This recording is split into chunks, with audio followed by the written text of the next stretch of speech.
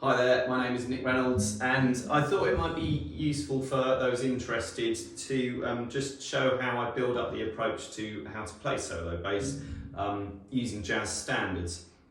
What I'm going to do is just a few steps first of all. This is not a particularly comprehensive presentation. If people are genuinely interested, then I'm happy to do a more comprehensive kind of course on this YouTube channel. And actually add PDFs and various things like that, but that would need to take a bit of time. But just for the time being, I'll just show you how I start.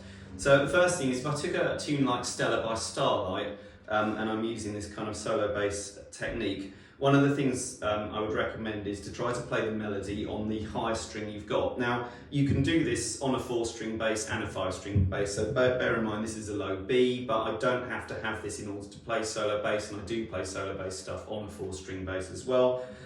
So if I played the melody first of all for Stella,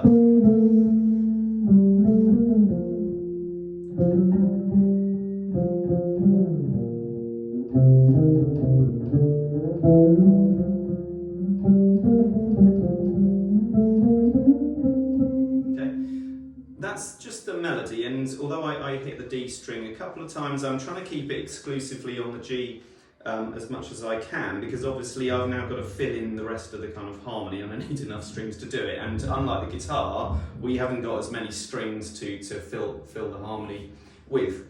The second step, which is quite a fun thing to do, and you could do this with any tune, you do not have to do this with the jazz standard, but what you do want is a tune that's very, very simple. So you could do Twinkle Twinkle Little Star, Happy Birthday, any piece of jazz, but you don't want to be doing a kind of Herbie Hancock fusion piece or a bebop number. These need to be very, very simple, kind of singable melodies. So the next step I would do is to now try to work out just the bass note along with the melody, where the chord falls. So the first one I can do is there, and I always, if I can, make use of open strings. Okay, now I've got a C and then an F. Okay, then a B flat, E flat, A flat, E, A, okay.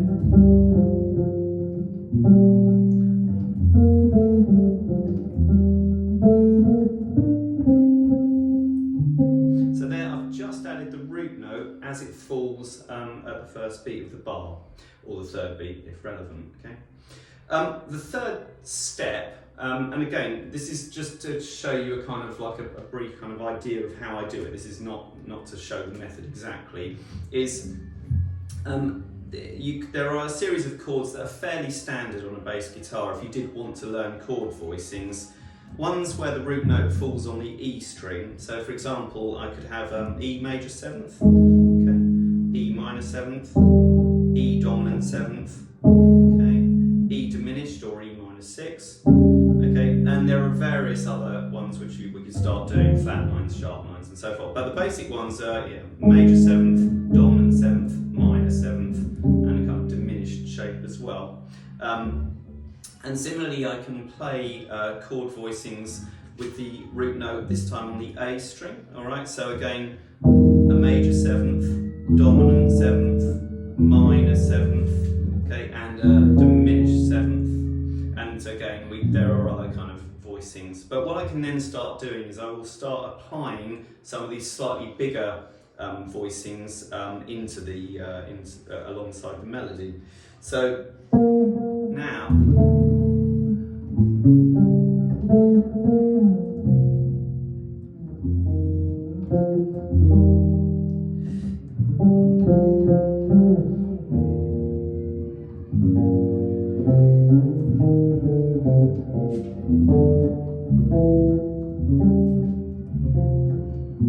so that's using those basic chord shapes, but occasionally, of course, I'm having to adapt them depending on what melody note my finger is playing. So a lot of this is to understand basic chord shapes initially, but then learn to adapt them in order to accommodate the melody.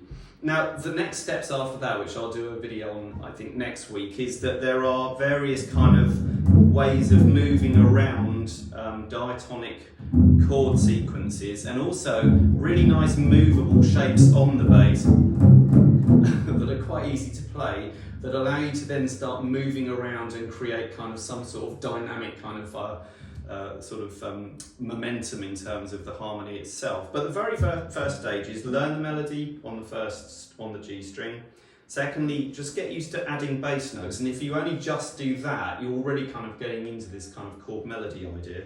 And then you can learn, and there's bound to be all sorts of YouTube tutorials on this, some basic chord shapes on the bass, and then start applying that into your chord melody, and just stick with one or two standards that you know very, very well, and see if you can start doing that. And then, like I say, we can then start adding kind of harmonics and all sorts of different exciting sort of like techniques, but that is kind of decoration.